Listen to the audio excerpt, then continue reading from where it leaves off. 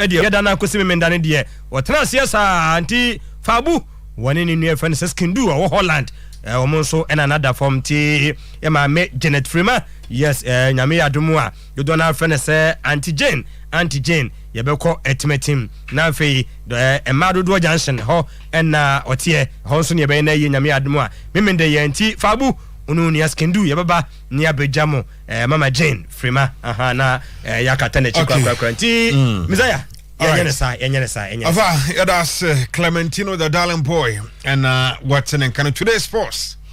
It was so Yakaso say Yatuama Quapim said to me, no, Abebo Abaja fought and I said, Danger man, Danger man Aquabe.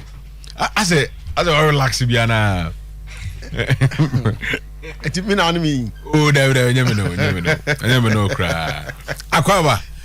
Na bibi aboko de I said I catch the ampon I departure moja edu mu afosani na tetrema da bodwe mu yes you can't but give thanks to God no crepa ye nya ne say bi no nya ne sa wo wo ha ye pa no chow jika credit say ana mo tata du pa ha me pa wo no oh dream too much I don't dream we are say no no very day you say I branch you off na go get die no enti no what I say o dey legend of be adwuma no what I say yankwe o man continue eti Messiah o say danger man atena se no you should fear God your work has ethics because we are not from Kumasi you have taken size Tamale City CEO Mohammed Idi wakabi akire or your passports papa Ora Mohammed I wakeke bi akire your passports papa and I can say papa ati tibia your passports ho say mu suro nyame mu suro nyame na moduma no ethics wom there you anka say na say yen fi Kumasi na fi Tamalente no mo take size na mo sikin face na asam no mo di nkunim wakeke bi akire your passports ora idi anka say wakeke bi akire o dey say voice no ho voice no ho e ba say hia say wo hia ye be pedi ama wo ya nti Messiah akwanya ne bana ma ye kwan a e be di sankomo no bi na ya hwe say ampa say ebia or the passport ye kama confess anko ana say enti ba Tamale City ne confess asem e take different dimension asem mo hu ehu ba asem ne mo hu ba me one thing say City 40 mi anka be me depa ya de ba kope say almost Jerry Kojonisi no or different from Isaac Mensah confess asem na kan nye no Jerry Kofinisi ebia player ye kan asem a mo say the same player no oni ebia ni Jesse number ni player na ye kan asem oni gina we football say dem na na no correct enti emra no sesen almost omo train enti omo ka come asem edu ho no mo a na but o say o your passport mun suru nyame adwuma no mo mfa ethics no nya adwuma na mo no matiki size enti insemo mu a enso so e ho aye beka bi na how do you renew a player the player's registration how do you renew the presentation of a player who has absconded Alaji Gusa is left wondering Gusa so na fire back what's it Kojonisi no so wo hwe Tamale City for response no de koma afi na say Kojonisi no register na whom odwane oyifumo obi anim ne baby na so mo renew registration no must renew na player wo say wonim ne where about there who renew the registration saying wo so won your report my afi ni say o player crash so ayira what say player no what register no you start season player na dwane wonim baby owo wo report my afi no wonya hwe wo so see player no so oni ho no enti enso so ya another huge development and also APA free Jaire Kojo Nisi ene Alaji Confessor and Tamale City nsem no mu enti Confessor money abro asam no de omu hia point no de build gidi pa o say Tamale City for CEO no what be your pa ho Alaji Gusta so raise questions there won ho no mo enti eno so e wo ho no mo a I know all of you who are sabotaging me so that I will be sacked. But I tell you, whoever comes after me will sack you also. na yam posa to kotoko players danger man na no de impenifor si ensure bro a osobro nka so pampam me osi o mo na catch o mo na so ewo Dawu don't know can say after first half call dressing room no o tibi o mo keka na venture o mo na o kroma after first half dressing room o keka bi kire o mo sa say ne say o frɛ o mo so ko ho but information ne say after first half no obona dwen ma o mo okay enti kotokosi you na can some you any players as information am atie no really information am picking no asem we dey ase o dey me down to danger man Zach o dey brem o je ba for the boys na dey omo ejuma I think say because the last time I know Nanya is not in Ghana. Honor man ye me oni Ghana say nti asam no de say o ka bi chi omo de e betimi it's the boys no club omo timi ba say o ko dressing room no o na issue no because by issue is your dressing room I'm going to be a club through a phone call but issue no he's not in Ghana that one there it's something that for what I'm told no issue is your dressing room obona dwen ma wo mo say on players ni bi ho no omo yes say ye be sabotage no if so only chrome ha one person and I say because how no obe communicate to all of the players say there be and easy cry o phrase is how to speak of BTB and you are afraid me information I'm trying to say me information I'm picking is say after the first half in the dressing room Nana spoke to the players whether in person or via phone or whatever no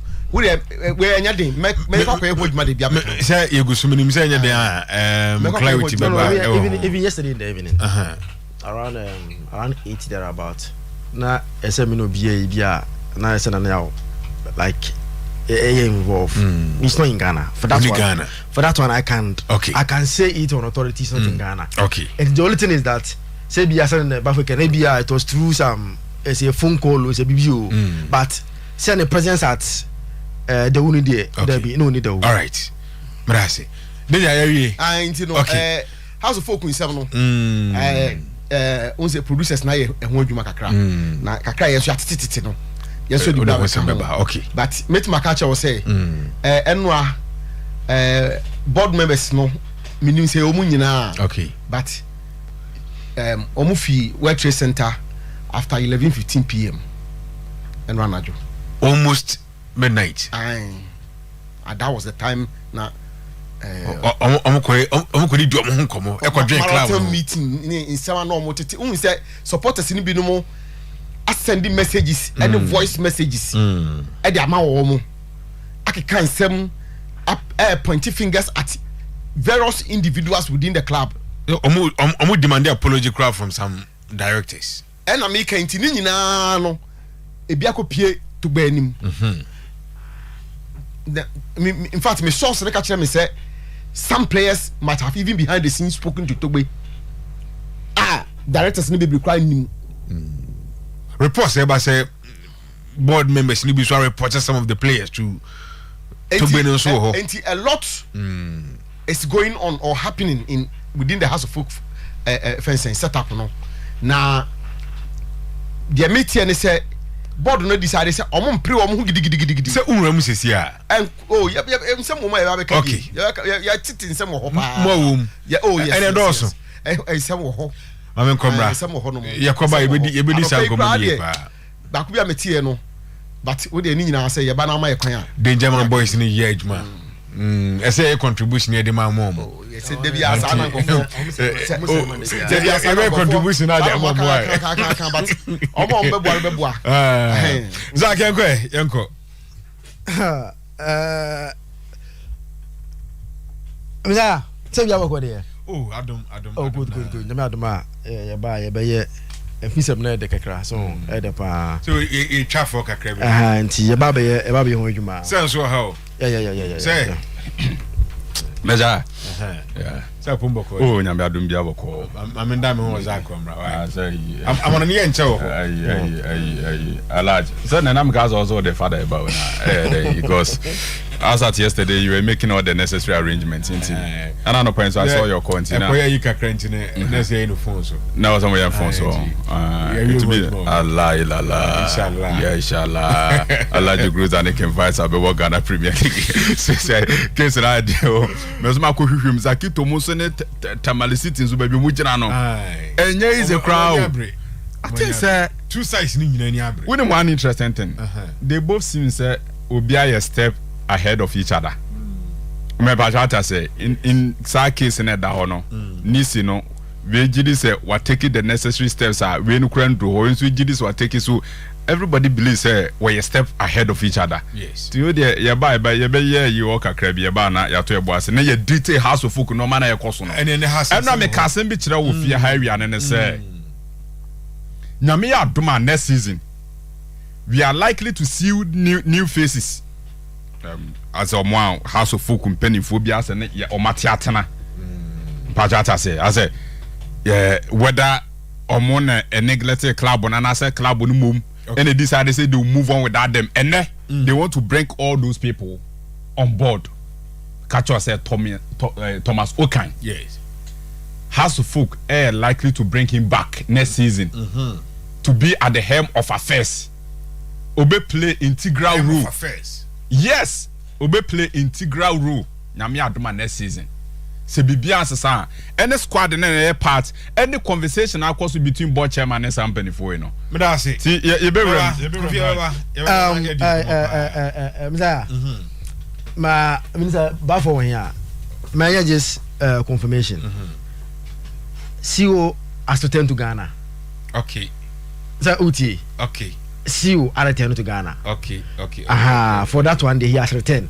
But now Obi has sent me a picture na would do one of the end where he was at Dew last Monday. Okay, me back I just been also sent Nipana you know. Say CEO is back in Ghana. Yes. Why is if anything yes our correction. My picture on it they elected Dew. Okay. And as to say whether because the same person the management say yeah, we say almost about different. He said, "Just room what there, certain until there maybe when Harry comes back." Nah, yeah, but like a crabby, and there's some. I said with you, sir. Dimmer manager. I'm chair manager. I'm chair manager.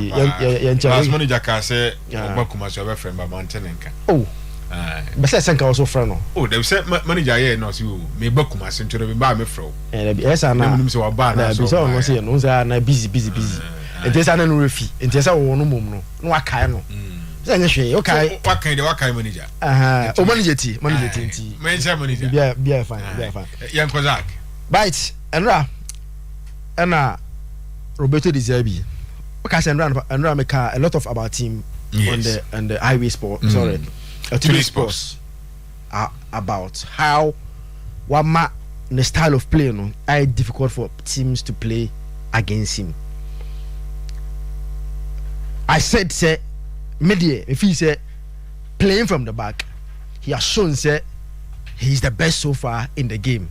Not even Pep Guardiola can be able to match or compete with Roberto De Zerbi about that aspect of Ejumana or Yena.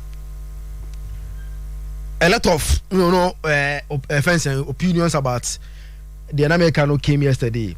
But Andra, whoever watched the game, Biano, Ebetiasie, and now would not agree with me in some America for Roberto De Zerbi who Andra Nopa Ewo today's program on Ranopa. The game ended 1-1. Now, Ocean League table now. They are 4 points better than Aston Villa, which means with one game to go, automatically they've confirmed their participation with the Europa League in the move. Now, a game, you see, you don't usually get teams or we go toe-to-toe with City like Brighton here and Rano. Yes. And when you are a coach in San Ujuma, Me say only say bobo no we no. We say e very be expected goals. Chance team nya ya na say ko boshe. Na bia na striker no vum no abono na baby. Expected goals, clear chance, clear goal score opportunities are teams na miss ya o man timi anhye. Brighton enya 2.40. Man City enya 1.77. It's a game say yen create chances say ball no there un say support ay go no man say din say ball na fanjen. Sa chances ni bi no. Brighton enya back percentage 2.40 and Man City 1.77. So na extra how and Brighton were able to easily create decent opportunities against Man City. From how he's able to bowl from the back so easily. My chance of Bright. How they are able to do it so easily without any stress. And then Roberto De Zerbi just only went on the field to confirm and run up and say, somebody building from the back there, I still insist he is the best. And just an aspect of the game. I said now Jose Mourinho. Say about defensive defender, he is the best in the game. See and defended there, unbeen taking Mourinho. And just one aspect of the game. And General, by saying he said Yabano aspect now or the best just say overall he's the best coach. Okay. No. But said team, young pass from the back. Near from this Brighton team and the Roberto they does it better than any other team I've seen so far. Away. What's the difference between any possession? There be difference room. Who's the Brighton for no? Keeper no. Still, no way. Or take pass one ball to Fanny say Enciso. Obama Enciso on control, just one pass. No, they bear 3 plays a film and I come maybe a McAllister. And you touches no. The McAllister to Mitoma Omoko I don't know. It's just 4 touches, but no do it here bosom. Okay. It's almost the no. And how am with me just one touch, a opponent every no. And now me and better. But was a Man City there, for example, the Bobo no. Man City in overall 61%. Yes, because na me here. Yes. Overall 61%. But 61% no munya no. Go attempt. Said play a team at attempt. Brighton is at 20. Yes. Man City 13. Shot on target. So a Bobo no question keep a channel. 21. Brighton 7. City 4. So what I say. Brighton goalkeeper make just 3 saves. Meanwhile, the goalkeeper of Man City make 6 saves. And you know, I did omu yan say the Minicano and no possession as yes. And how they are able to bowl from the back and create chances. They does it better than any other team. And Andra, omu ekosheki showcase that thing. They are in their games against Man City. Okay. Yambo Mabaso, this is a very fantastic job at Brighton. But again, my picture be when him say Messiah. Oko Premier League ni mo a Brighton boys no. This is in the Premier League. Omo ashe. Omo combined. Omo teenagers now. The teenagers of the Brighton ashe 11 goals. And see, these are the teenagers of Brighton. First one Enciso. And second one middle Ferguson, the young striker. And the last one that guy left guy now Obono from the left you know. Of course, I 3 players Obama. They are all teenagers. So we're being all through 8 and 20 years. They are all 19 and below. Combined, they've scored 11 goals in the Premier League. Okay, the other Premier League teams in now, their teenagers have scored just 9 goals. And see, you could clearly see a manager who is working with a young talent and they are giving him that result because these are guys next season, I'm going to introduce them. Now, I'm going to take over the Brighton team. You know, okay. Somebody said about and then there will be a Old Trafford. Yes. Chelsea and was it where the minimum do can F for man? Oh, there be you can't disrespect Chelsea like that. Sir. And the fact that they are struggling, no, and just United will disrespect them. And don't see if anything, Tehaga. Or see they are not taking any. There's no complacency. A game that they have to finish the job. Okay. Just a point to confirm Champions League. Again, United needs to move home record because the last time United lost a game at Old Trafford, Now September. Since then, we need 23 games, 4 drawn at Old Trafford. Team BN or Aberdeen United at Old Trafford since September. So they have to maintain that good record. On my birthday, Chelsea themselves at Old Trafford since 2013 and winning game at Old Trafford. And United want to before they play the final game against Fulham. Now I just a first so you could at Old Trafford against Fulham. And then based on players, here Rashford is back, but I mean how fully fit he is to start the game. So start to say from the bench to Ninyano. We want to see how the things will go. But right at Old Trafford, come on, trust me. United have proven say so far the big guys, you know. Adebakwa Tahak aya why ni ye pa ne say teams now on my share. And I say on my Old Trafford big guys, you know. Man City came the Ombeji 2-1. Arsenal Beji 3-1. Newcastle be ball draw. Liverpool Beji at Old Trafford. Aston Villa so Tottenham Beji. Eti those big guys na on my Old Trafford biano. Obiabawa this is him. Tahak ayo mojuma simple at Old Trafford. You know, I'm expecting United 2-0 3-1 win B at Old Trafford. United will win the game. A game that Manchester will beat Chelsea today to confirm their Champions League participation. But I say Zakito and Watson and Kano or the area wa manane. And then me say I'm gonna yen kakrebi because I'm some with you. Convince one some has. Abas and Swabantino. I said ne fast na you free one year ba. You didn't come off here. Mean to go into the fire. So what we know. How do you see no pana say? Yeah. See. Enrana you go share Real Madrid for game be on boy. Na Madrid for game na ye one significant thing be say all the players and virtually every single supporter across the stadium ho obi agisi ehye no Vinicius Junior. Na no person discussing kakra bi na yesaneba. See Adeno but it seems there is nothing we can do about it. Brighton Pachuti. That element of racism in Europe a hard thing. But me yenya some pressure be say yent me nya ho hwe. Enti what's a place in the moment o me yeden o mo psyche o mo ho how to deal with it. Because ye near the measures about adechi ebesi ye bani ye klusu stadium ye klusu stance ye punish supporters esanso be yeden esanso besi. It means more.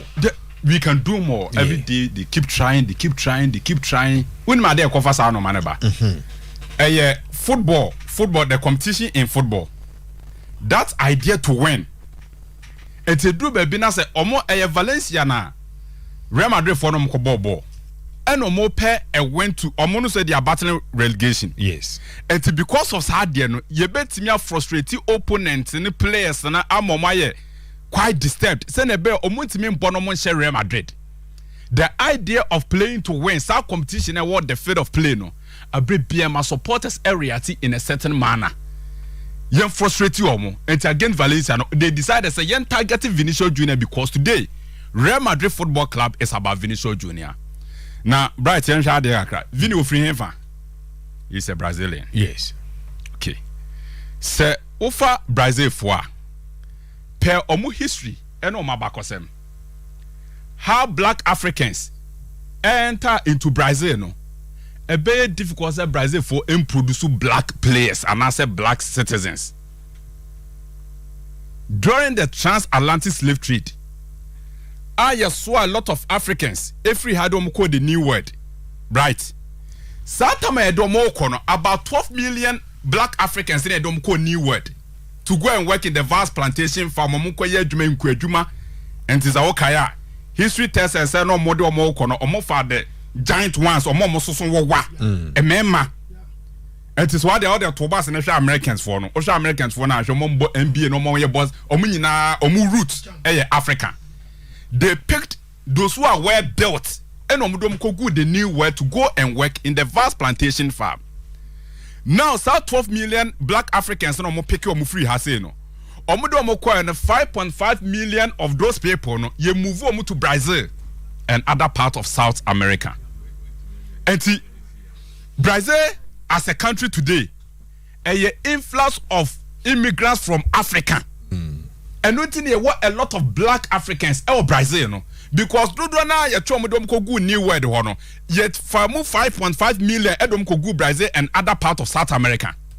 And nothing any what a lot of black Africans Brazil, Colombia, those areas no omugu wasa no. So they will continue to produce black players, black citizens. Eto nchada Toba Senegal Brazilians. Or the Toba Senegal mo. Even player didn't say a free football by since the inception of football. You didn't win ball all time. Pele, where Pele? Pele was a black man, right? With that origin of black people now you form free Africa. You don't go new word now. You far bid call South America and don't go hono. And they'll forever keep on producing black citizens and black players. Now, video now born again they are also no. Me pet this kind of mentality from the players. Very good. Because medical chirimachro say Brazil and South America produce black citizens the because influence or bigum yedoma and American they no. Also you don't see Germans producing black I just say they don't have that history. So man but over America and South American they are blast now you pick your omuguasa. We Barcelona and Villarreal video na mo no. And a Bright omobobo ya na corner kick by. We said that Alves here, we say medical can if you all the time. Say he is my all-time best number 2 amateur in world football. If we say me share football, me who number 2 be on bobo it is Daniel Alves. He is a complete right back. And so Ocean Yepa, we say he's good at taking set pieces near that day. And Barcelona Boba, you will areas be was a born a quota, Daniel Alves na day, a kobo a corner kick, and I say free kick. And no more bobo ya Villarreal for us 2-1. And on person Moriata no master no more popo, no more bobo, no more popo. And no munya corner kick be Villarreal for him say the rate at which Barcelona for personal. So Oman frustrate you or more. Barcelona for benya equalizer no munya corner kick na Daniel Alves kwa kubo. Into a year prepare ball no de corner kick to ko na che oba be take corner no. Eno mo to kwadu. When edi kwadu adwe eno mo to. To mo to na be da ho no. He didn't react to them. He didn't complain to any official. He didn't complain to anybody. Wanya she eno fa kwadu no e dey. Odi eno to we no take it. The referee wanted to what I video ni ya. The referee wanted to call me. He wanted to speak to him. Said, "Born again, Kobaka." No referee person can be beaten, but he wasn't interested. He was only interested in taking or the referee. Referee na dena sa unze or sa. Or can be beaten. Or person can be beaten than Alves. But Alves as a player is not interested in the referee never be catch. He is interested in preparing his corner kicker or deliver more match me happen born in their tournament. And no one here than Alves. Bright near 10 NSA. So far football in Europe are one of the most lucrative jobs in Europe. On average, ope a juma pa in Europe, mainstream Europe. A year juma pa you have very well. Football one of them. And with Vinicius Junior here can say he's about 250,000 euros or so every week. Vinny say you power to stop Sadia now you come and help and stop it. But these people, because of the power of competition, they wouldn't stop. So, Omo Bobo, na so Musa who Vinicius Junior betting how more. They will want to target you and frustrate you. Forget about them. Play your game. Take your 250,000 euros every week. Kodi fuck your Brazil no money.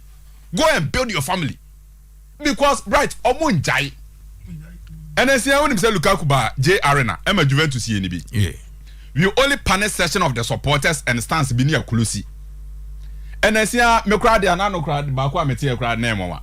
Dusan Vlahovic. Honestly, he was racially abused. But we are talking about Serbian here. But almost some chance be sometimes they can target and they are all seen as forms of racism. Eti football now yeah one the football world that we find ourselves. Bright, I say bia yen kroma say. Obi betimi aba opponent bi betimi aba Bayara Sports Stadium. Mbacha say. Yeah, no, yeah, blacks in it, no, yeah, in this form. Yeah, in this form of targeting opponents. Say, you who say one they do could do because be in a blast. Say, North Africans for no son Baba Bayara, you from Yenya no one. But yes, you will be a bit me, I frustrated or more, or mobile, yeah. me person obiati bibiase a football competition the idea to win it is a winning opponent be ball na so this akwa we ni hu ball na ye ball akwa we target man obetimi apanish ya na so mu this a won we ni patuntum ye betimi adi what so eventually what happened to Vinicius Junior that day and then is here right. Okay, Omane Valencia game no. Eventually, what happened? Nothing. He was shown a record. Yes, a record needed by. The man so there no more person. But you reverse the record. The man reverse no. But in that game, they no supporters in a pero almost I dey. Okay. Them frustrated Vinicius and Vini complaining. Eventually, the man referee the man no record no. Okoto ne nsa omunya exchanges kakra. No more prepare one corner kick. And in the midst of that corner kick, we not torn and sabo and a referee man record. And they are not supporters because of more relegation. Let's try to frustrate him and get 3 points to survive. And to me, yes, our copy said Vinicius Junior was shown a record on Mopamono. Beme, Bright, me could be a champion. So me bought 4th division UK. Now say Bosome Sumbiani be 10,000 pounds.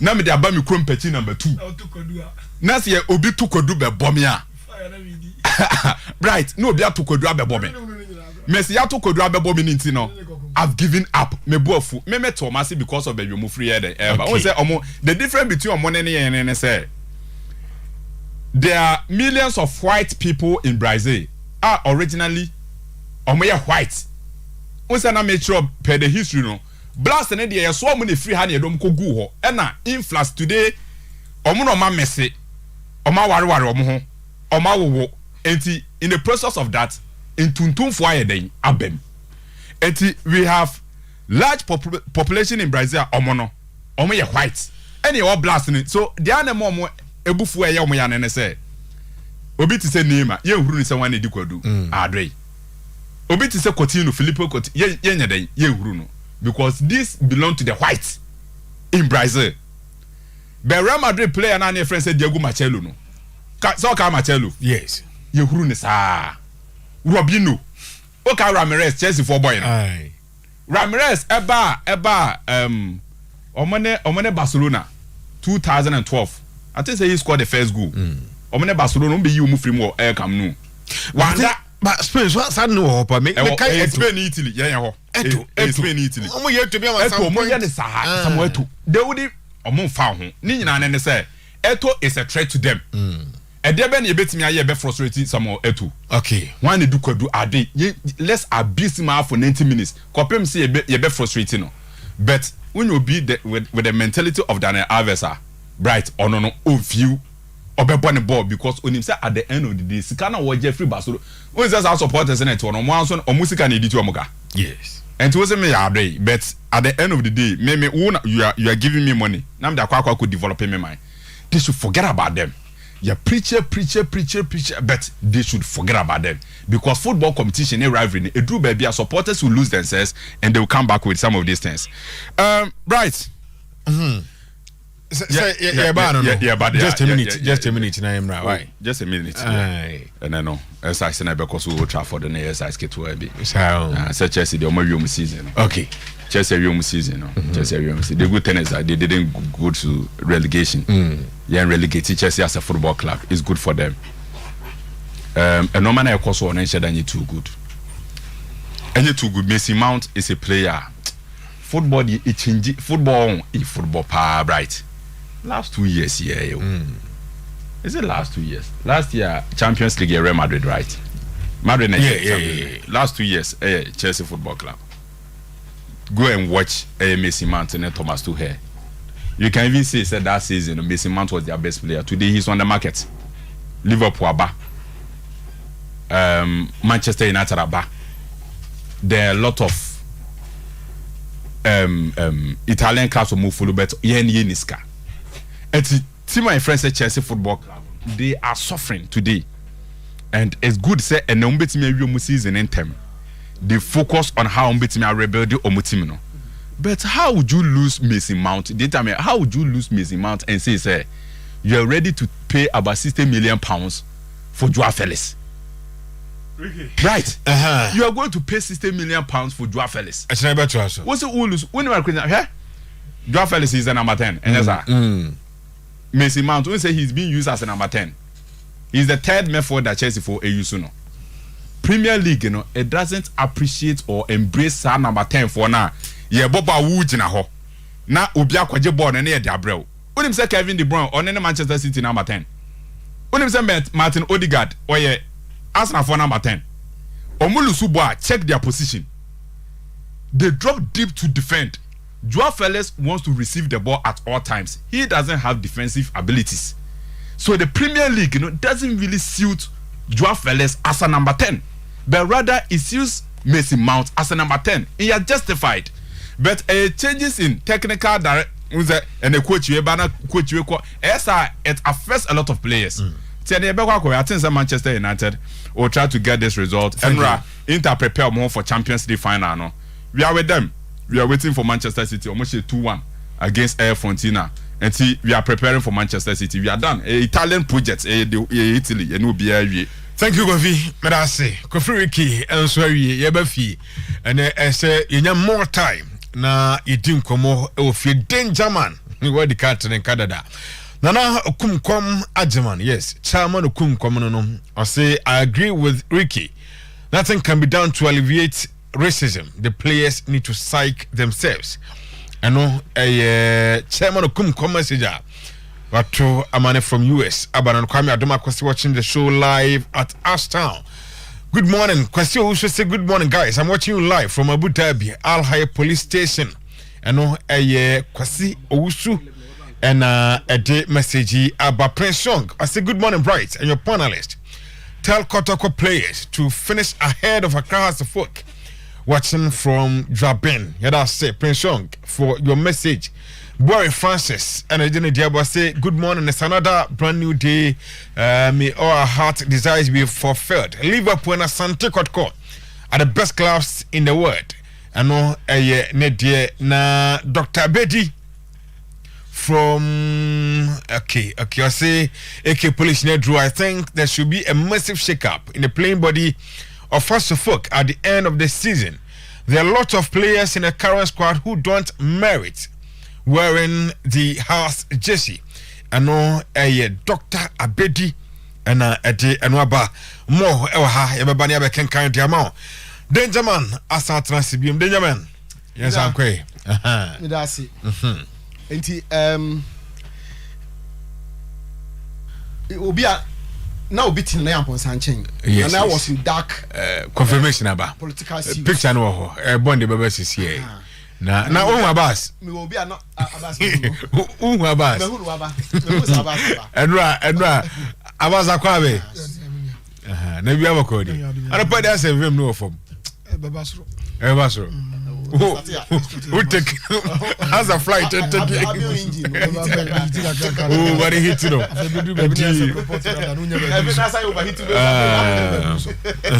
Then you can fry enko. I was in defense in Dew. Akasa. One of them told me say one dressing room, but I can say emphatically say Nanaya went to the dressing room with David. Only David Nyana dressing room. And I can also say he told the players say almost sabotage no. Osa catch almost say omo yama na kwa ono okwa obi beba de obeba no ebia no be yi omodi and ono so tena so omo sabotage no he knows them, he will also deal with them. Enti na ye ni brisem na nye enkomo say yakose direction say bia o koma play expect talk say bia ball no nkoye enti no monye mo ho ana say bia dabi na ye bufo so pa na ya ebedu Ghana 3 days before the match.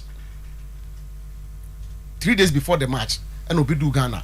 Enti the issue building up within the Kotoko playing team body no ne technical department any the management particularly the CEO no Messiah and also so now MC has no Kotoko na no omu change baton where he has support there yes e call from kitu bia ben say oh Kotoko for so so be nya ne sisia enti and there no ho no ma e be kan ho say but ma memra to Kim Five Star Tamale City.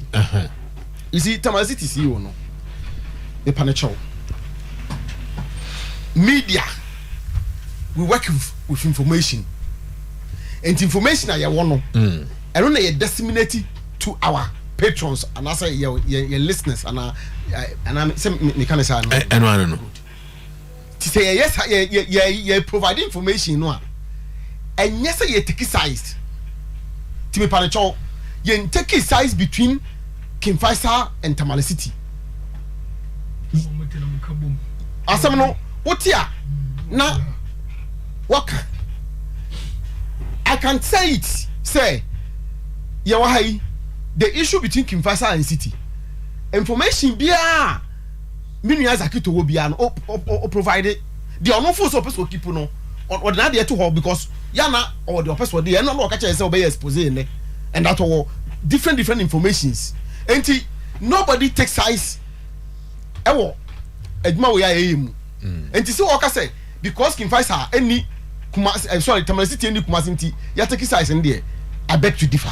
Fata me memfa onko achi message bi aba na ensemu ni say na na yawo etu kwan no buy na say o share players no like say o papa tu kwan na waba na ono obedi nkomo kakra bi anya bibia na enwu se bia okoka na adua kire mo but just to welcome players ne be oba no be no obedi nkomo kakra by na nya abufuo so me inside source nche say ni tone no de ka say no na nya friendly na nya adamfo so it was a tone.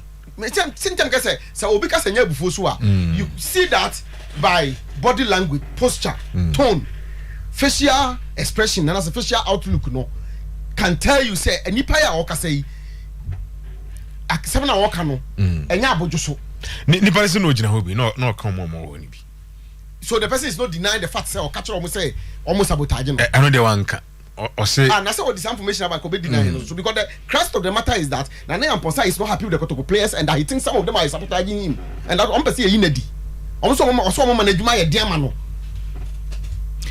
yanko anim that's the crest of the matter. The keke ka hono dey send dey den ya nkumbianse se ho. Na mba cho begwa.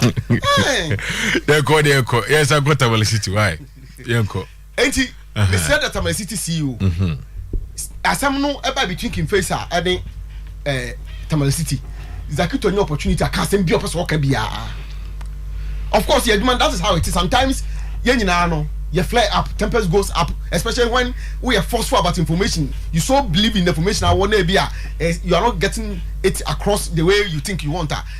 Human as we are, no. But and yet nobody because as something you be as something you work at you saying FA disciplinary committee you. And we are just putting information across to your listeners now on my and all can't say you ensure Yamina that no you ensure Yamisen. You ensure Yamisen.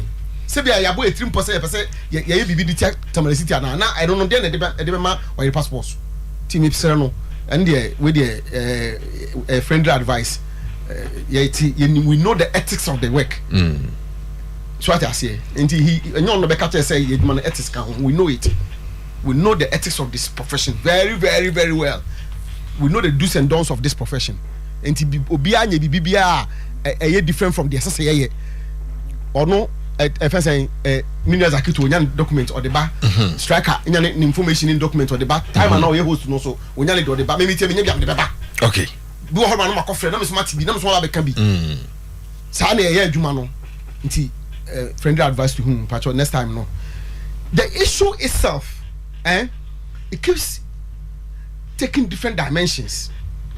See King Faisal for say Tamale City for the player Kojo General Nisi omo assign renew the registration. Yes, that's the allegation no more. Meanwhile Tamale City for response to the disciplinary committee of the FA HSA player no after registration I think Enro Akazakuto make something close to that or not for cancer say player no plan only ho call omo hwe nko mu no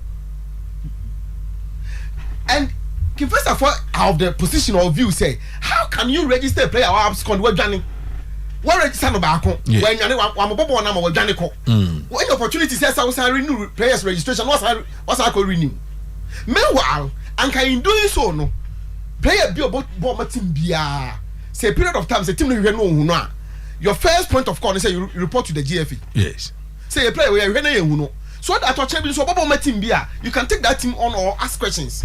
Tamale City has not done this also as well. Me feel say me are ready to listen to Tamale City for say almost say Kodonisi no onye the same as Isaac Mensah. And that these are two separate players. And he said Kimfesa for a problem with Isaac Mensah Kodonisi ni there assembly and no one say you didn't back assembly. I think that is where assembly nyina ejina. For me a very very very very important argument that we are talking about two different players. Kimfesa more argument to say Kodonisi no on one side Isaac Mensah no enti saa na ye Isaac Mensah oho ene Kodonisi nso oho no so that eye den a Tamale City for mo na munim say players ni mienu Kimfesa for dem so munim ba ko a wada ni mienu yes enti ade mo be ya ama the committee and ewiase nyina be hu say ampamasa mo kan ye no kre say mo de mo say two different players no na why for instance two different players no for the register on me nyina some registration details so hono with pictures and everything what the go hono mo a wa ma sana titi then you wan your house enti omo hwe na omo nye na media me follow case no and I think say very interesting because we are told say Kimfesa for so they keep getting some more documents some more information so enu so be bo omo case no me say House of Folk didn't need to press the panic button. That was after Sunday. They didn't need to. Sincerely speaking, they didn't need to press the panic button because yes, scoreline no as in 5 no are very bad, are humiliating, are there say a two House of Folk. It doesn't matter team bia Ghana had here kotoko krana. Yes, one has in the boss no. So she has 5 crown no issue. Ebe pem na ye kase enne dey am no ti hey. Ade ba ko abase no mo se woni kotoko supporters hia no mo di shem a wodi be pese wodi be win kotoko supporter no ya hye 4-0. Enti when you are beating 5 by any team including kotoko and you can take it lightly and that one I agree with the supporters no. But omo ama asem na be ye say oye na bi esi wo House of Folk mu but say we follow the trend of House of Folk results later part of last season and the last season we mu a yes akọ na we ye ya sequence no ensesa ye as is just following ye be season na say dey na ati team no say dey na ati team no na fe no eno ma aye basa even year no mo G league no last matches no na enye last season o say e na RTP mo where last season 2 seasons ago na walk out to you then you but last season and out to you e kon crying and carbontin so now to you at House of 4-1 and Mediama 5-1. Okay. You see, me ni omo raising issues about players no. And to some extent even technical team no adwin. Say for instance, yam fan say, "Oh hwebo a team go hold team say yes no." But two teams say players no try say on baby. Now no Liverpool team Manchester United share 7 You look at the body language of the Manchester United players, they were just pushing but it was not working. On the day probably Liverpool was better than them. Okay. But na no match here. House of Folk players in body language, you know, it didn't look like players who wanted to play. That was the problem. It didn't look like players on ball. No, I say, Oba fan say, oh, a season ankoye until you forget it. Okay. Now House of Folk supporters, no, a lot of them, and I say a couple of them, and make allegations say players need to be jiska. Me tell you, Mati, you see, Yabobo players need to be doing that one. It doesn't lie in my mouth. Some of them couple players. I could do board chairman. No. Ama you see, a bit more craft for the voice notes. Someone in the paper no kasa no more record ye.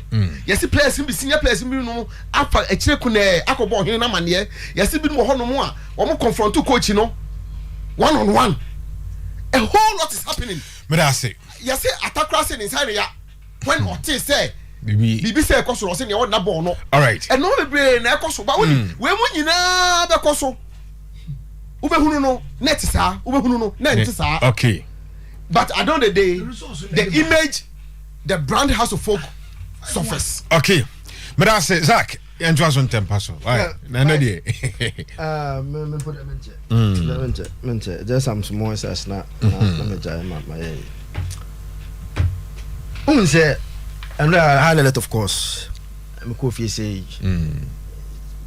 You see, baby mutia some muntia seni no more report no differently. Me family have fee. Okay, 1, 2, 3, 4, 5. The 6 house and I like to go the fee. And here we are near you to confess them.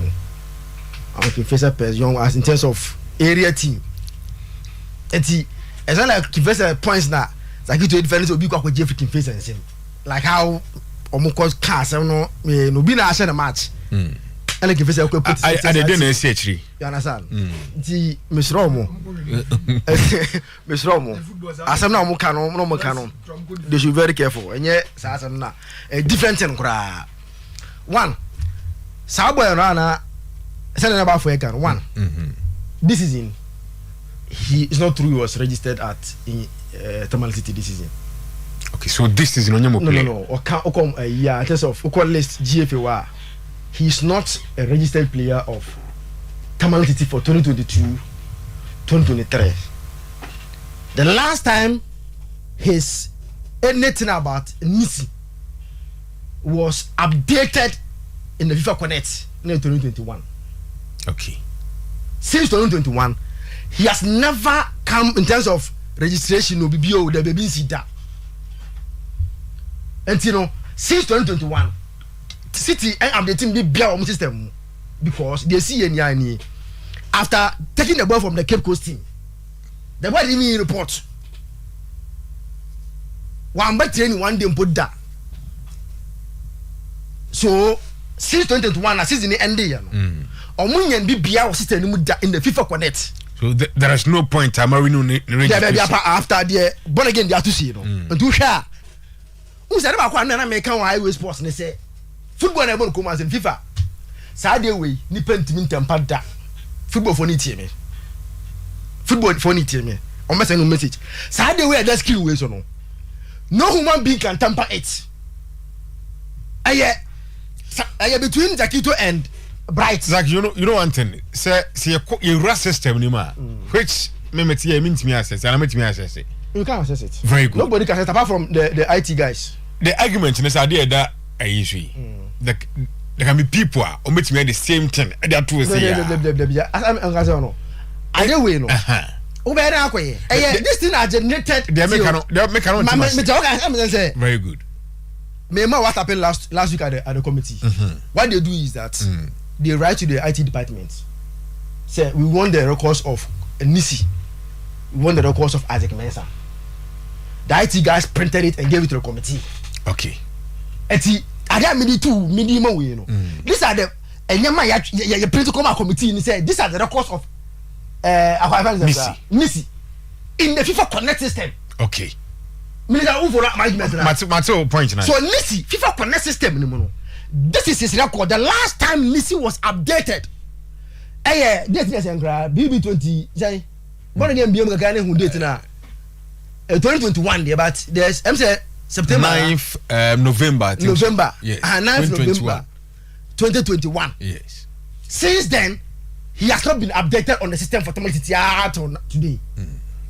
Since the phone about a month ago, then the boy called the CEO say what's wrong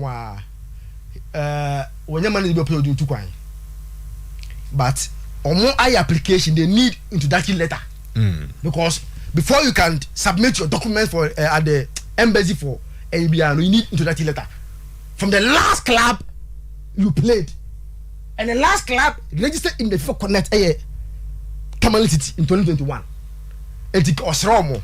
So City gave him the letter to go ahead for and take introductory letter for Nevesara Okwako. That is an easy way, you know, without even traveling to Tamale, because that was the last club he played. So this thing now, Eman Sama Papa Nebeka Uncle Beka no becomes like falsehood. Now the argument of Kimfesa and say this Nisia Yeken Okaso Freya or Pad credit to Quay is the same player as Isaac Mensah. Say Honor and the Mampo as a Nampone easy for the committee no because one the first argument poni is say as it mensa and the no nisi yes that is the argument aye as it mensa and ya nisi very good and you know and I said nisi na my Isaac Mensa there be almost say Isaac Mensa and my nisi let's just see the fact so that okay Isaac Mensa only the man say limpo no enter limpo no now there are records in the system say Isaac Mensa was signed from Hazakis. The boy is a tapper at the boy. As on boy team be okay that. Let's also put it on record. The boy is a troll tapper on boy team be okay that.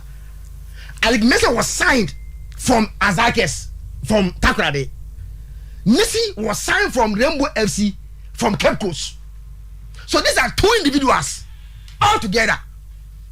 Now Papa Namana he should come and deny say Sadio born again there too and you want to sign in here because the document presented at the committee again he said this was the one that was uploaded in 2021 as like release letter given to them by the team Rainbow FC.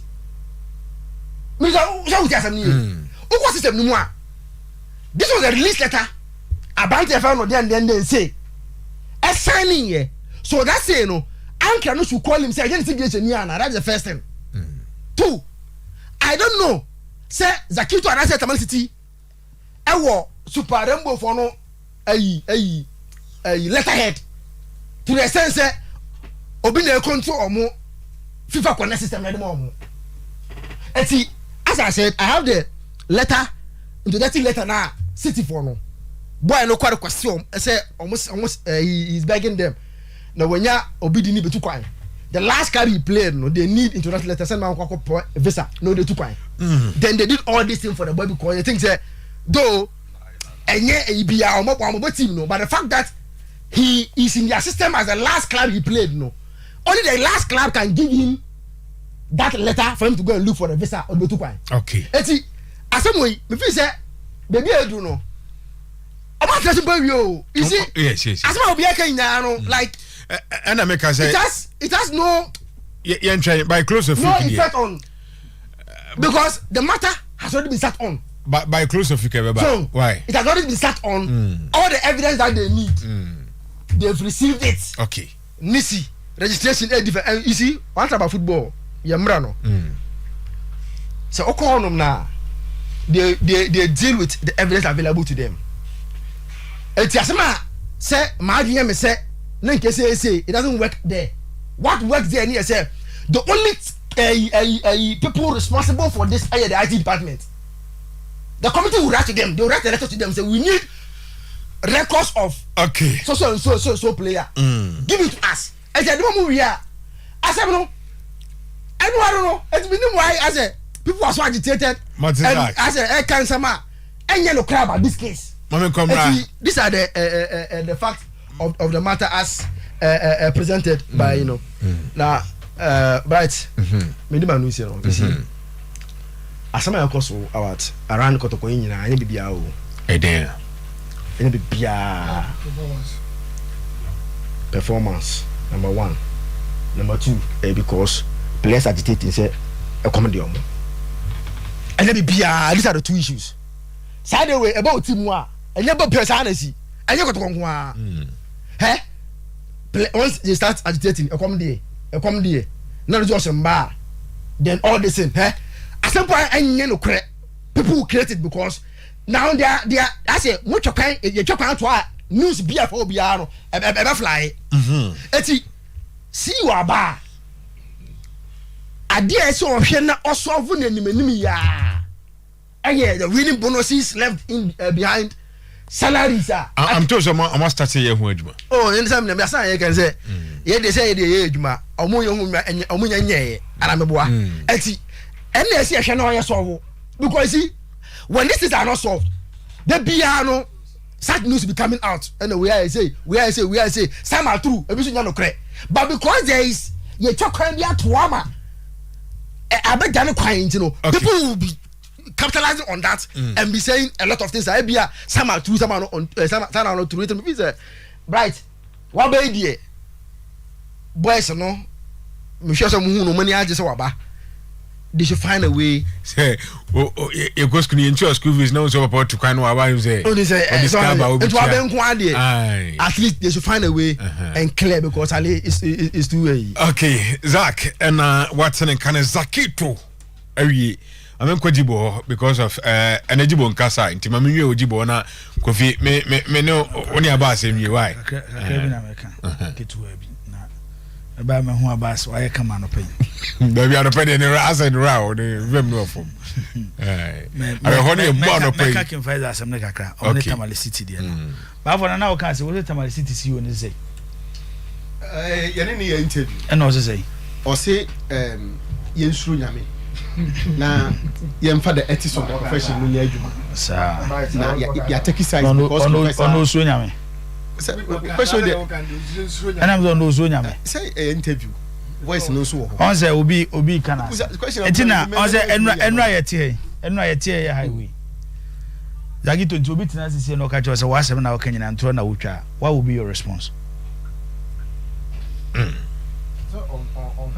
Okay. Metias is here. Player and friends Isaac Mensano. Or you keep Coos boy. Okay. Team or born will keep Coos. A Metro FC. You can go and check. Metro FC no free will keep Coos. And a Hazakes for Tono. On yet takra the boy. Okay. Player and friends Isaac Mensano. Team or born will keep Coos. And may assure see a program I hear in the CCA. Or mom will keep Coos. Or more takra de here. Your best room will wait me afraid into the show. Sanya no Cressa Isaac Mensa or Metro FC. It will keep Kusa. It's a second division team. What they say, Unima, ubet me afraid. And what is there? One only keep Kusa boy, takra the boy. FIFA Connect no. Bavo, we don't make FIFA Connect na can was and yet Tom Brent. Na gas all on Sako Sisu you details about. And you been a bomb information or the ashame. It's the Abasity, FIFA Connect no. You bet me the Abbas Suli near the details in the picture call near the ashame. You bet me side the Abbas picture ya near side the FIFA Connect is about for Abeji. Oti asema Americano. Eti FIFA Connect no enye Tom Print na akọ na adon sa kosi a yes we dey enye Bright enye Abbas na emu me ba fo owu a picture ne dey ne ni ntafo owi ase ye ni ntafo owi ase Adas picture bo sa o tire me chana se ye ni ntafo owi ase asem na Tamale City fo ka na sa na se bi no moto kire say we do player what register no player wa fan so me adwuma register no tie wo so wayera wa anya announcement oba bia wo so wayera hu no then the same club based on Zakito evidence or them say 1 month ago offer mo manga say 1 month ago pacho oh but me say some months ago I didn't manga say okay some months ago me say months ago some months ago that means some months no enye closer to 2021 on register no that means after registration of 20 register 2021 Ebana at the point of Romo. And a good case for you to even get your player. Someone can say on player. Oh, not say some omotion player. No, go and check it. Me omo say boy M and report. But they are not looking for the boy because your boy are our boy momo.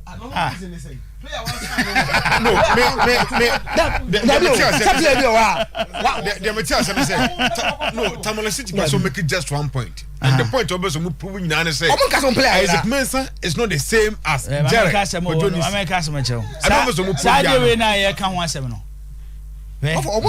95% of Ghanaian clubs Mameka Samchero. Obi a onim Ghana ye football na ye wa no. The SC ne ya ye kan wasem e tie ni abri. About 95% of Ghanaian clubs utie but the omo ye ne se ba ku kotwi ba ku di a ene go fa problem ba no se ba ku kotwi ba ku di a ene go fa problem ne ba no se asana me cannot see Kim Pfizer wo fine case Kim Pfizer omo wo fine omo case no right on say ebia ensem no na enye pepepe but say so what the mention say and 70 say okay if Isaac Mensah oye clean oye qualified a system bibia so obetimi abɔ wabra wantwantwi bia ne ho a Tamale City fon fa na mɔbɔ maybe the omo ye mindful say ne ho aba ye mindful ye clear ye dey na webo there be oba for na o tie player ye instrumental Tamale City team ni mo it's not like player be or bench o ko Tamale City team na players no more influential, and he's one of them. Where your club or person survival relegation. Now see influential player, obi say what they are samatono so. Now full say 70 player no one. You want to survive relegation. Na I didn't have anymore. Okay, make us me. Nicholas Mesa ko anga so wanye boni bia. Debi kodogo dey from day one. Even in there. Kodogo from day one. Kodogo from day one. Eduana boy sia. Tama Eduana fokoye protest. A omode omoyiba ye na kotokoye omo checks. Omo hu say asem na Eduana fo kan ye no kore. There is no need of using the boy again. That was later some. So what the mention say omo hu say asem na ye no kore. Eduana ye protest e fe alert wo na no. Omo invite a boy no omo ne boy ne tena ase a boy ne kan asem no go no asem na Eduana fo kan no e ye no kore. Enti ye ma boy ne entena nchen. So what the mention say mama two scenarios. And no wuti asem na papa ne kan na at a point or say onim ni wo Cape Coast. My be establish we ha ma say boy ni bo Metro FC in Cape Coast. Okay. Hwe asema ye kan o de minimo bi wo ye ya Bright. Wo betimi do player o player obo team bia do person se sane. On be ye let team bi let assign bia bia ma Barcelona ba. So what the mention say Tamale City CEO no se time a omo fa Isaac Mensah no time no mo fa Isaac Mensah no onim se ka beba say ya ko bedi nokre at the early stage. Oh Zakito o kasa ma kasa I don't want kasa there is Mike no off yanko say me ba me better wo insist say onye Cape Coast boy and na maka cho so bo Metro FC in Cape Coast deny it imagine na me change say deny it Metro FC na wo come out and say I'm lying boy onye takura the boy and me maka cho say enye so obi see o I'm there obi afre boy no obi afre player no Isaac Mensah and he confess say e no kure time a wo tu kwa ko Spain no person mo yira na chi etu onu ko say ne how ne say wasan ma Tamale City no mo de ka 10,000 Ghana say oboabo no ho abesena ko ni krom na kwa be fa so nya ne 10,000 na ye problem but who say asama ba enye so obi me say meti ho na nipa na free player no say what you say meti ho and no free player no it's what I'm trying to say ni say changing of names yes it's a player's identity yeah Ghana higher tie there Bright common so what you say common eduru ho abeto na asesem but ye nchi wa obetimi the player na bo ada mama example enra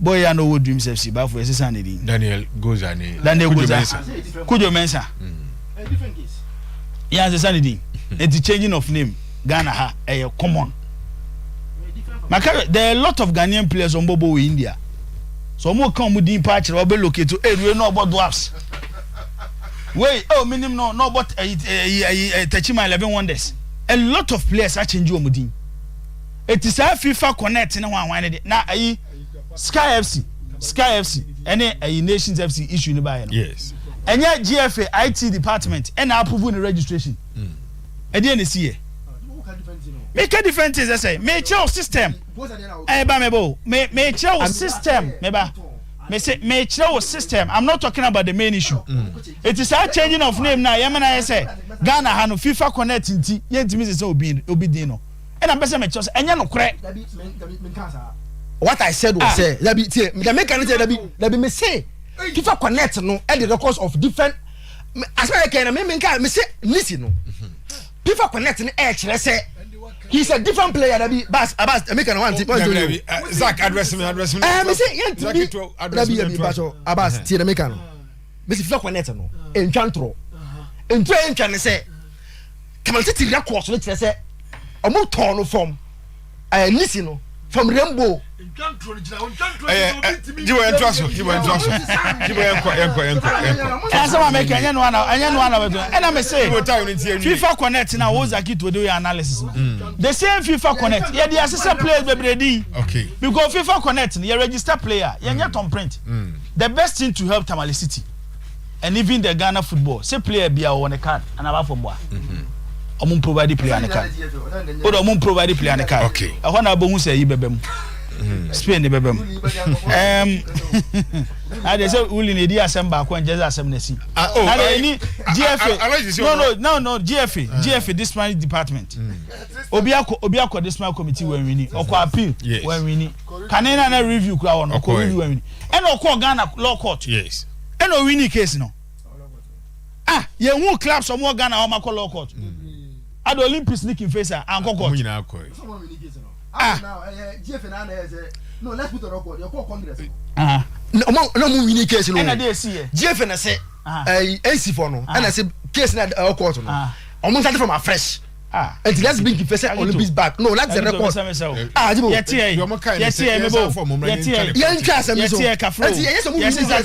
Yes, Zakito. And your court my judgment. Yes, Zakito. Ebia Zakito for 10,000 Ghana. Zakito so on for 10,000 Ghana. Okay. Zakito said the way I'm mobile to the moment 10,000 Ghana na monko. Now fire Udia.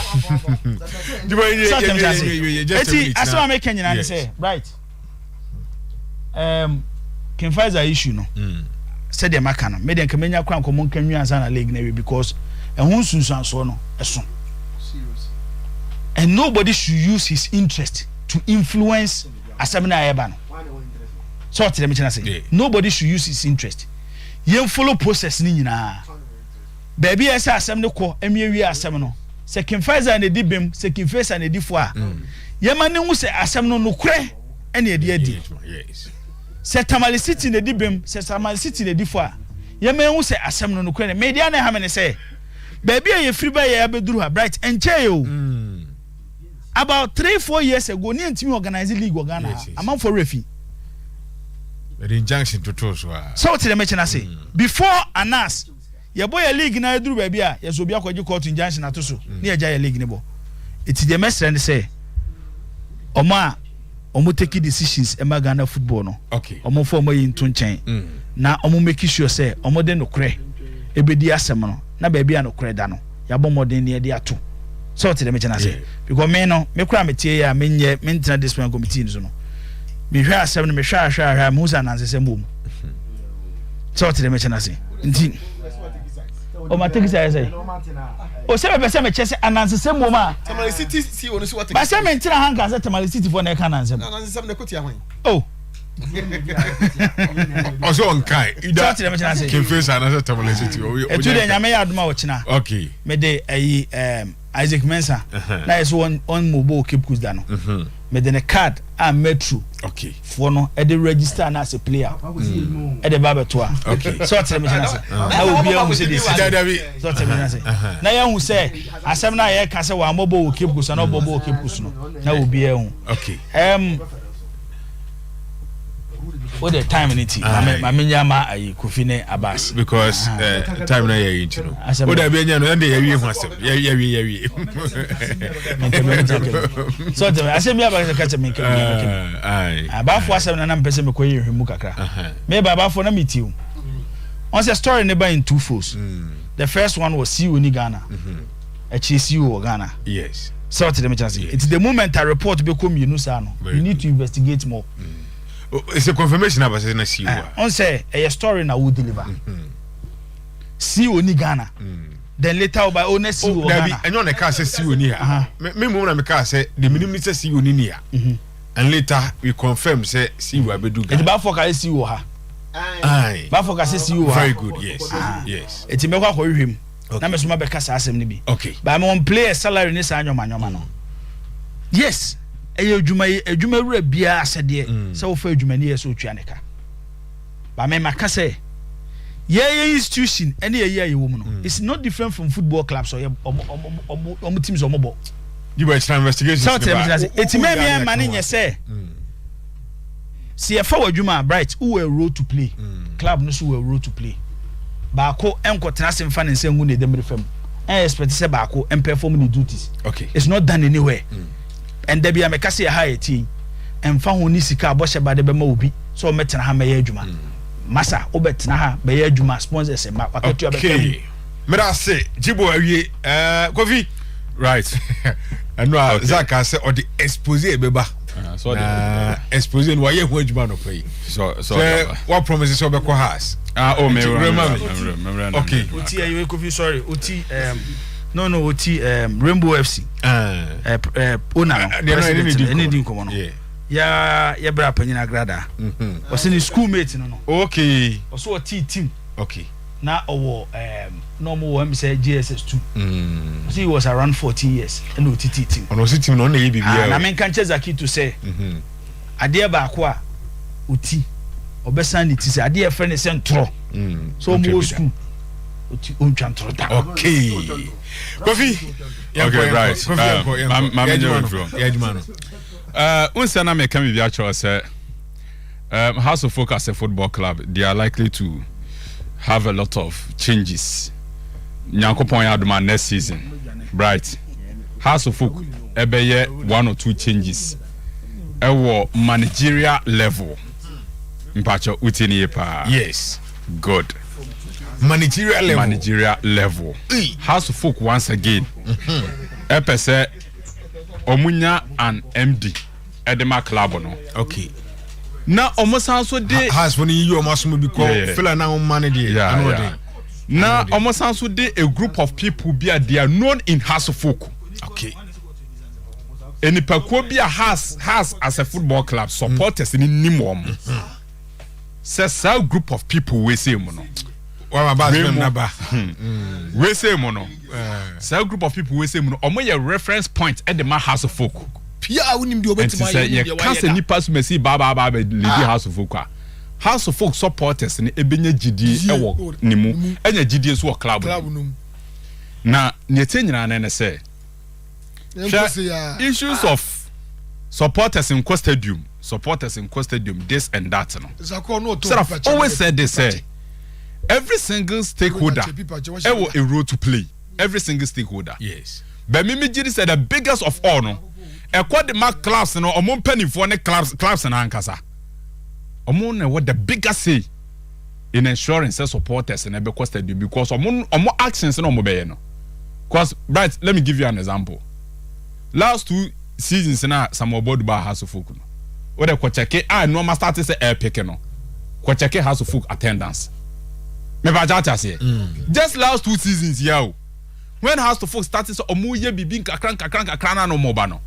But eventually no more changes no more the team not perform na supporters ni nyina asa akomachi enti the biggest of all no me say abebe free clubs and penny for no one aba and then they all House of Folk and say supporters they've lost hope, belief, trust, confidence in omo mudi club nanim no House of Folk omo problem we are seeing no and right so wo ye adwuma ho wo ye adwuma or customers no let's say this supporters no omo your customers supporters no yan unim your customers right yan unim adwuma ye unim your customers your listeners so many your customers and to the very moment a Bright ubenya credibility issue the very moment me Kofi Champo menya sa yan customers no mutie no omo for serious. Yes, at the House of Folk supporters and they are customers of the club.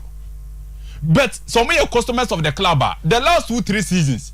Yeah, Baba be Ghana Premier League bia. 5-1-4-1 5-1-4-1 5-1-4-1. 5-1-4-1 5-1-4-1. We are not the catchers as supporters and some stadium. And seven players as some TV achi any stadium ho. No more the manner in which House of Folk concede goals now. Right.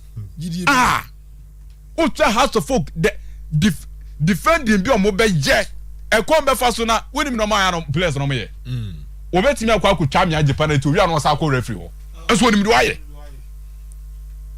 obekwa ku twa ame age penalty owi obekwa ku attack referee and then penifo no mu de nim ni nyina no they've not taken interest to address that issue eti mame bia so ye na me ma picture ni the board chairman of Accra Suffolk. Yes. What realizes how they are American. Okay. The eminent Togo Fede. Himpon. And who say House of Folk supporters no. They are losing interest in Omo running the day-to-day administration of the club. Omo do me the club in any no. House supporters ni lose interest, trust, and faith, confidence in them. Complaining I saw him party. Me ba cho acha say. And we know, and they also say, I would have to bring people has supporters in the GDA then. And the element or the name of Thomas Okaimo and a group of people. Our board chairman, he has had a discussion with them. Or no more dinkomo. Nes Thompson. Within the casa, Thomas Okan and Pennyfono. He has started meeting them. Was say, it seems that it's almost done. So, Omatia says on Babe Waklabo. Okay. Maybe I don't any part. Now, I'm Bassa, I'm being Crophobia free hall. And I'm almost the man who may you be a free hall. Okay, almost the name of the mobile and say the front runners of the club, Romne Babe Dianimu. Okay. Maybe I say just in terms of your running club, no, they will come and lead the administration of the club. I'm always your lead. Me modi ba omo mu ani mu yi ebinum be call omba nya so be dey actually say ebinum omo board member in fact say Alaja can is a board member board na kwa ewaduma me ba cho tell no say say Alaja can is a board member atiase say bia na wuro bi beba dia o kra de mitimi ko match but the minimum say some penifo na Togba Fede no mo di nkomo no.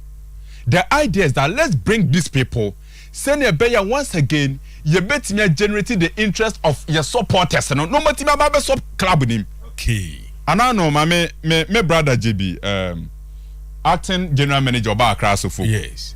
Oko UK. On a house party with. Yeah. Why people be na? My main kind topic in a cruncher. I think any research work be or you descending me. And Ubo say and seminar me know what discussing na. And that's the more reason why I board chairman any Abreno. Bright TNU here. Also, supporters play a significant role in football organizations. They are the major stakeholders. Beyond their hyped atmosphere support, clubs generate revenue from them. TNU. Hassan was say, beyond their hyped atmosphere support, clubs generate revenue from them. They are the biggest stakeholders. Now, I'm going to tell you, who's on the bastard, I'm going to be no more support, no more to no more bombers. Yes. Sa atmosphere no mo sa support no mo de be ma nyina no uyi sa no mo nyina to nchen a omo ene san so ma osika na de run club no because abebia me kasa asem we say in football administration running a football club supporters they are the most vulnerable among any other person you are part of you know why say ena ye ka say supporter cost stadium also ye dey otu esika. Yes. House of Folk jersey me fa House of Folk as a football club the example ni jersey a rainbow colors. Every season, House of Folk just be on the Baba Bontin bia there will be elements of rainbow. Ewum, be wonim. Some rainbow colors in ewum. Every season be on different jersey. No much change bibi kakra bi. Send the be on be kwakoto new jersey. Oye team be supporter Arsenal. Oye Arsenal supporter. Oye Chelsea supporter. Chelsea blue jersey na motion. Blue jersey na motion.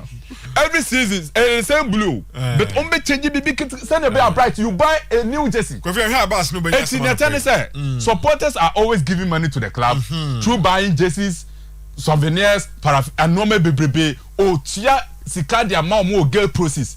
So they generate revenue aside support, massive support. Omsade mo stadium. Good. And to say who take decisions are always the idea of supporters should be paramount. You have to place premium on supporters' interest. And to make catch us of folk phone in a mutieme.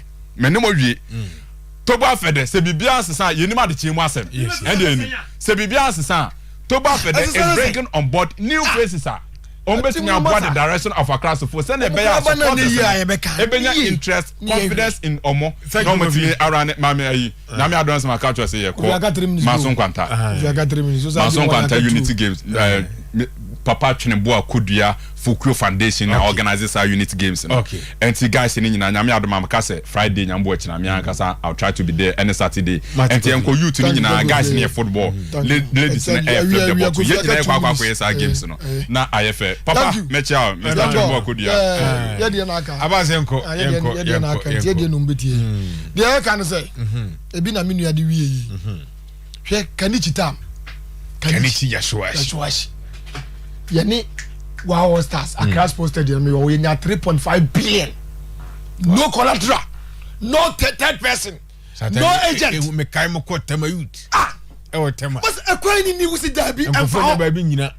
Akwai ni wusi dabi emfa ho na na mpese me fa ba di bachi. Edi asem ni. Ye kwa nkran wusi na me ye driver ntimi ni ma na achi sunya ntimi ntra ka no. Ba nkran ye kwa me na me ye driver ye di hwe me. Has bought one match 4 billion, 5 billion, 6 billion. Third person nim collateral nim we ya 90 minutes wa jo ade. Eti ni person wo ya de mo be hwebo no a. He from 97 to 2000 and what kobuso obia. Bro nya cha ni feri pipa che. That's a call omo ye. Ni aduru Accra Sports Stadium ani ato. Ni dia hye eti. Pipa che me tire ya ni twa ni ayi rombo na to animu. So but our person team no ye ne ye.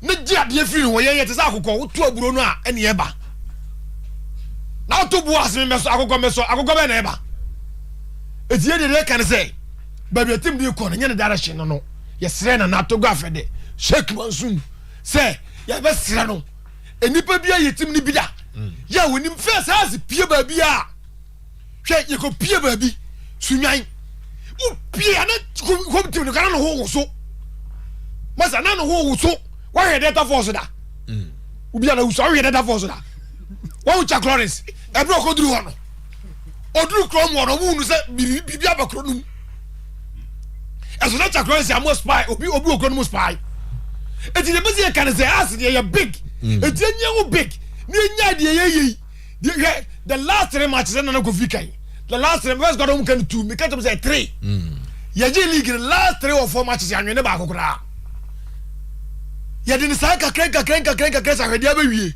wonim bode e dan kokko a na aduane asesa woti ase e dan kokko wi a beduru kokko a ya toto efi kokko a ya toto a no kokko a ya no a ofi kokko a ya no a no kokko kala wele ofi kala wele pe wasa ya wi no kokko akrakro no botomboto wodi ye bibia nya yie biem Sahasi kwa kakra sa kakra body no wan wudi waye utim fa no phobia utim ni body afese biem adane kokwa ya toto na wadane kala wele na wadane akrakro wa wie na wie ye no eti ye ka cha support say ba bia tim ni ko no ba bia nam ne enye Abas me da se enye mumi ndwa na nyetim ni yie ma na mo di animu sesi anu a omudi animu a da bia na player bobo who's your surplus requirement na me abi bo na ma wie se me da se Abas ana watene Canada si ya konyankopon ya aduma wia 3:30 after Santana and never fast for never san so ba ma se mo hurry passports bye bye Oyerepa FM